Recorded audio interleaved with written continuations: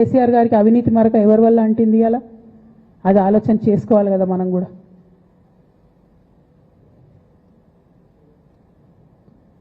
కొంతమంది కేసీఆర్ గారి పక్కన ఉన్నటువంటి వాళ్ళు కేసీఆర్ గారి పేరు చెప్పుకొని అనేక రకాలుగా లబ్ధి పొంది వారు చేసినటువంటి అనేక చెత్త పనుల వల్ల ఇవాళ కేసీఆర్ గారి పేరు బద్నామయ్యే పరిస్థితి వచ్చింది.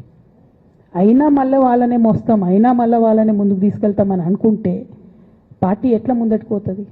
ఒక బిడ్డగా నిజంగా నేను బాధపడతా ఉన్నాను. ఇవాళ 5 సంవత్సరాలు ఇరిగేషన్ మంత్రిగా చేసినటువంటి హరీష్ రావు గారిది మేజర్ పాత్ర లేదా దీంట్లో?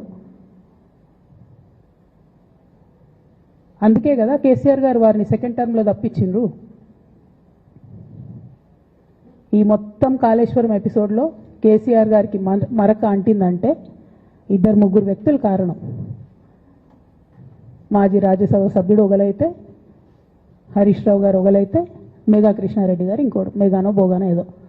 ఈ పెద్ద పెద్ద కాంట్రాక్టర్లు అందరితో కుమ్మక్కై కేసీఆర్ గారు ప్రజల కోసం ఆలోచన చేస్తే, నీళ్ల కోసం ఆలోచన చేస్తే, వీళ్ళు సొంత వనరుల కోసం, డెవలప్మెంట్ కోసం, ఆస్తులు పెంచుకోవడం కోసం ఆలోచన చేసి ఇవాళ మీ వల్ల